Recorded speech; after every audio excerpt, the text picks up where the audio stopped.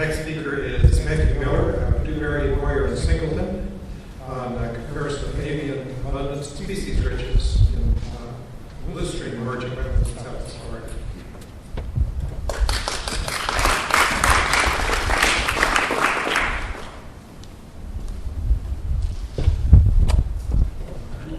Thank you for having me today. My name is Matthew Miller, and my primary background and experience is in wetland science and wetland policy, particularly permitting. And really what kind of drove my research here was the question in permitting that if we avoid impacts of wetlands by leaving a minimum buffer, we're saying that we're not having any impact to the systems that are remaining. So this study is a look at comparing bird populations in natural landscapes compared to urbanized landscapes.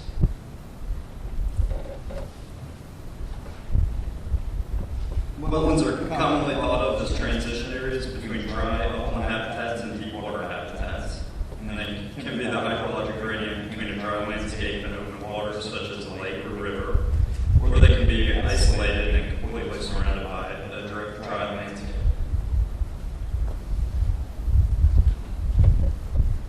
Wetlands provide a valuable suite of services to human communities. They can provide flow water storage, buffer storm surges, trap sediments, recharge groundwater, act as sinks for various non-point source pollutants, provide nurseries and foraging, nesting, and denning habitat for birds, amphibians, and other wildlife. A variety of these factors determine whether these environments provide one, some, or all of the functions of a wetland.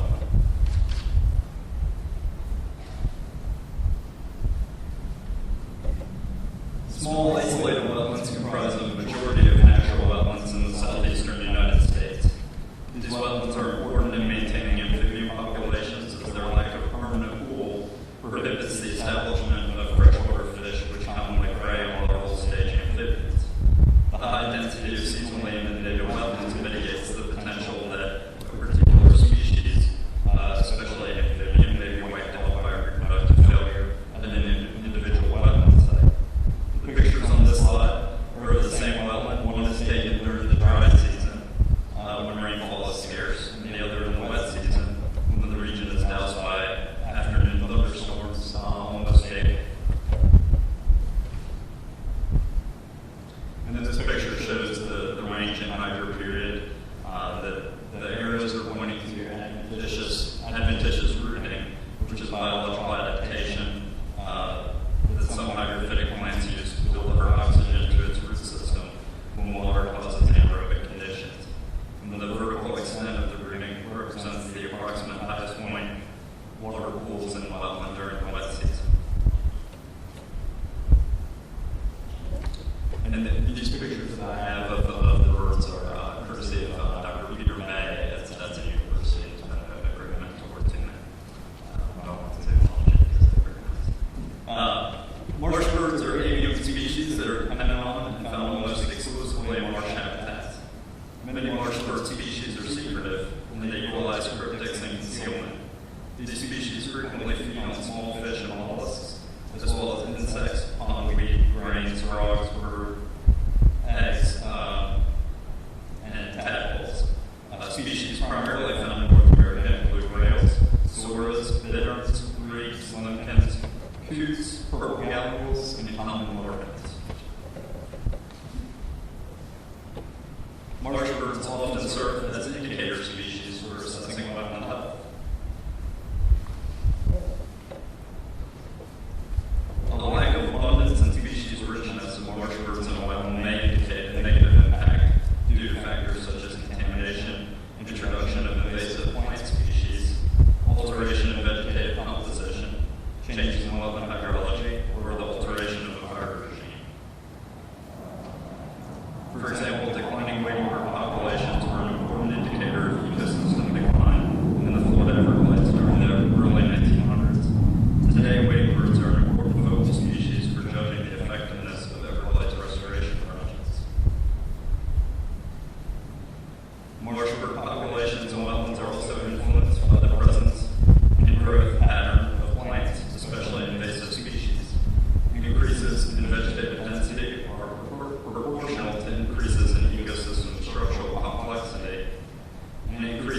wetland structural complexity have been found to reduce prey vulnerability to avian predation.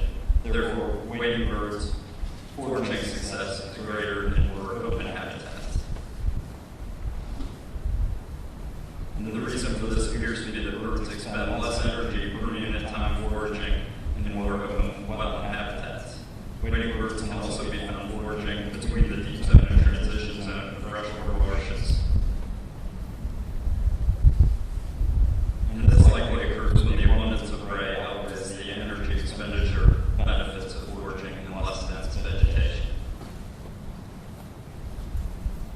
The creation and maintenance of wetland habitats by people, which provide high-quality foraging sites, are essential when regional hydrologic conditions are not optimal, especially during drought.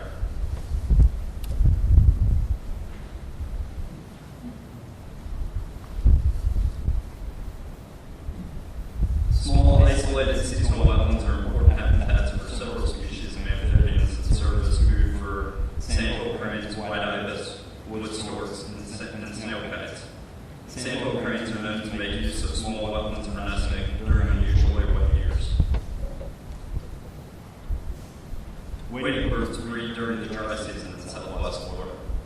During this time period, aquatic organisms concentrate in areas where water is available, so these areas are important foraging locations for nesting wading birds. Accordingly, wading birds are sensitive to water level fluctuations. One South Florida study found that wading bird foraging over an 11-year period was inversely proportional to the water level in Lake Okeechobee, with optimal nesting occurring when the lake's littoral marshes were inundated. This study also found that during high water, wading birds were more likely to utilize the shallower water present in nearby creeks and sloughs. Studies have shown that most wading birds require shallow water to forage successfully. For instance, white ibis successfully forage in water less than 10 centimeters deep. Small herons and egrets require less than 15 centimeters, while gray blue herons and wood storks can successfully forage in less than 25 centimeters of standing water. The reason for these maxima appear to be related to beak size of the wading birds.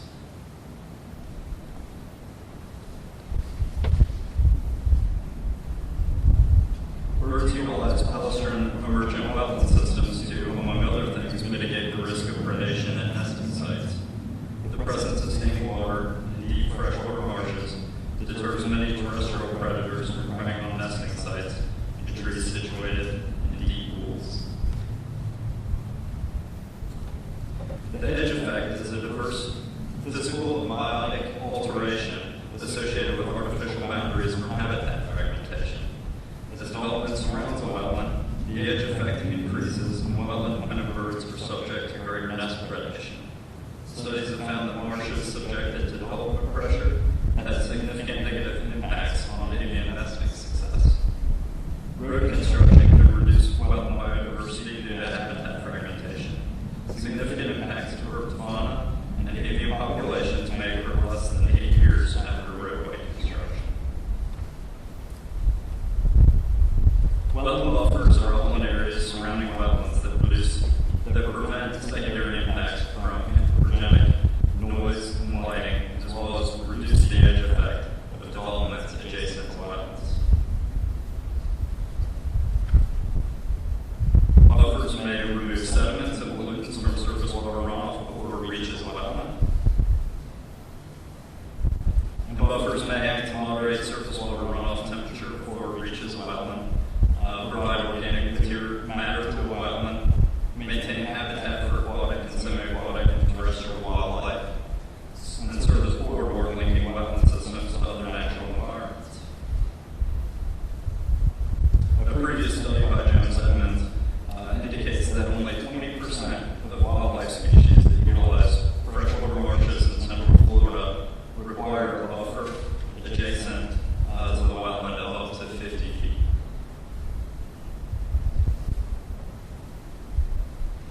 And the same study indicates that 50% of the wildlife species in central Florida marshes require an adjacent level buffer of up to 300 feet.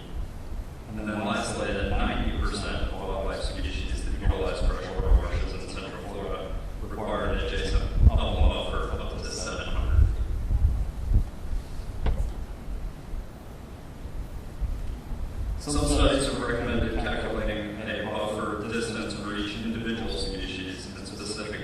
disturbance type, for example, vehicle or foot traffic, by determining a mean flush distance and then expanding this by 2 standard deviations and adding another 40 meters. There's no published literature that suggests a 25-foot undisturbed wetland buffer is sufficient for maintaining avian populations. And prior to construction, developers in Florida must receive approval from state and federal government entities and sometimes local governments. Federal and state authorizations require a joint application, which is reviewed independently by each agency. And in particular, the policy that our research is looking at is the state policy that states secondary impacts to habitat functions of wetlands associated with adjacent wetland activities will not be considered adverse if buffers with a minimum width of 15 feet and an average width of 25 feet are provided abutting those wetlands that will remain under the permitted design unless additional measures are needed for protection of wetlands used by listed species for nesting, denning, or critically important feeding habitat. And the mere fact that a species is listed does not imply that its feeding habitat is critical. So I conducted 10 avian surveys during the relatively dry March bird nesting season, which is from March 15th to April 30th. It's approximated by Conway for southwest Florida, and 3 avian surveys were conducted during the region's wet season between June 15th and October 1st. For bird surveys, I utilized the North American Marsh Bird Monitoring Program protocol and began every survey approximately 2 hours before sunset, or 2 hours before sunset. Each wetland was visited on the same days in the same order, with the progression of surveys at the study locations going from the 2 control sites to the 2 urban sites. Surveys were not performed if wind speeds exceeded 10 miles per hour or air temperatures were below freezing or during rain events, as these conditions would inhibit proper identification of avian species. And these are the relative locations of the control sites in the Niagara River State Park, and then the urban sites, which were just further along Clark Road, closer to Interstate 75. And I selected 4 Palestine emergent wetlands in Sarasota County for analysis of their function as bird habitat by conducting the avian surveys. 2 of these wetlands are in rural areas and serve as control wetlands, and the other 2 are in urban settings. MacArthur realized that 1 acre of habitat generally supports 3 or 4 pairs of nesting birds. Therefore, when studying species richness, the size of the study area was carefully selected. The greater the size of the study area, the greater the expected richness of birds. These scholars also showed that bird species richness was consistent among habitats with a similar vegetative profile. Therefore, each wetland was selected as small and approximately the same size, between 2 and 4 acres, and all are classified as Palestine emergent wetlands according to the Corrine classification system. Control wetlands have no development within a half-mile radius, and the urban wetlands have nearby development, but an upland buffer, 15-foot minimum, 25-foot average between the wetland and the developed property. Wetlands were approached by foot, and the same observation point was used each time. And pursuant to the North American Marsh Bird Survey Protocol, the first 5 minutes were used to engage in silent passive observation, just using a pair of binoculars. And then the next 8 minutes consisted of the playback of marsh bird calls using an Apple iPod and an home system iPod docking station with speakers. And this played an MP3 that was assembled by Dr. Christopher Nadeau at the University of Arizona, specifically put together for sites in Sarasota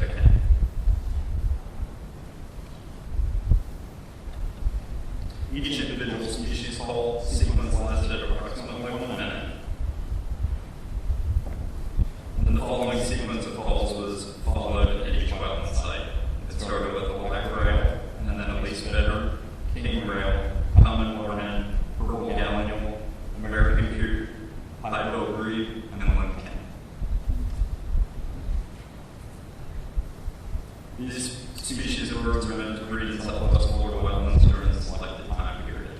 So because they were, it was during their breeding season, when you play pay, you should be exhibit a response from the birds.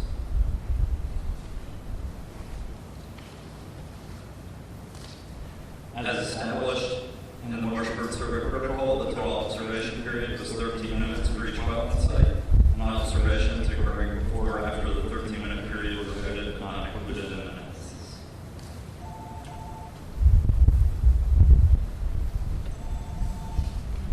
So the results.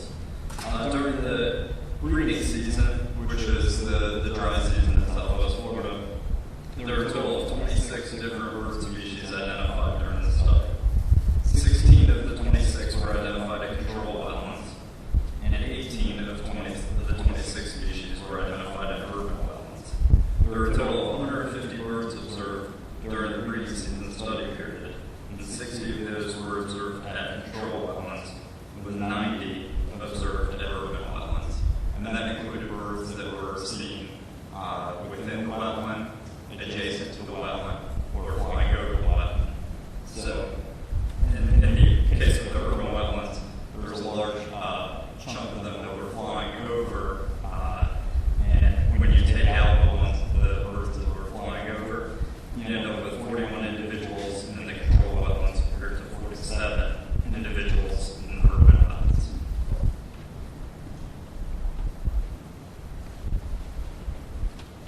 And then during the wet season, there was a total of 13 individual marsh birds identified in the control wetlands.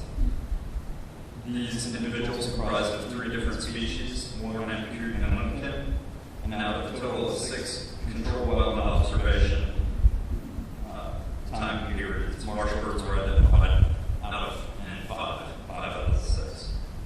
A total of 13 marsh birds were identified in the urban wetlands during the wet season survey. These individuals comprise 3 different species, bitter, cute, and monkey. Out of the total of 6 wetland observations, marsh birds were identified during 3. And the reason why I had to go back and do a wet season survey is because during the dry season observations, I did not observe any marsh birds utilizing the wetlands for nesting. This graph shows the overall distribution of the number of individual birds identified per observation period, with a median value of 2. And I found, using the main Whitney test, that there was no significant difference between the median abundance of total birds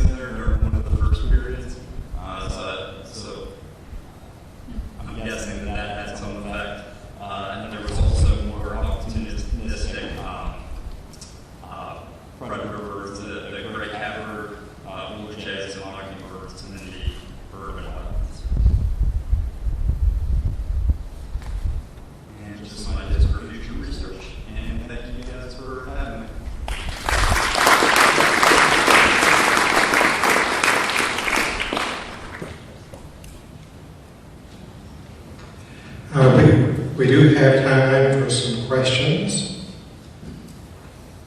Do you have any plans or ideas for future studies to see if there really is a difference between two habitats? I would like to, with limited resources, I've done as much as I could. I think that I would focus future studies looking at larger wetland systems, perhaps. But then you also look at the edge effect as prominent in larger systems. So if you're looking at larger systems and its impact on nesting, or perhaps smaller systems during the wet season and its impact on foraging. You've focused on species richness and abundance. Did you give any consideration to species composition, in particular to marsh birds that are indicative of a healthy marsh system? I did, and that was the initial direction, was looking at specifically the marsh birds that are known to breed in the area. You can see from the list that I had, I didn't end up identifying marsh birds utilizing those small wetlands during the dry season. So I think I looked at doing my study during a specific time period. If I had extended it out through the course of a year,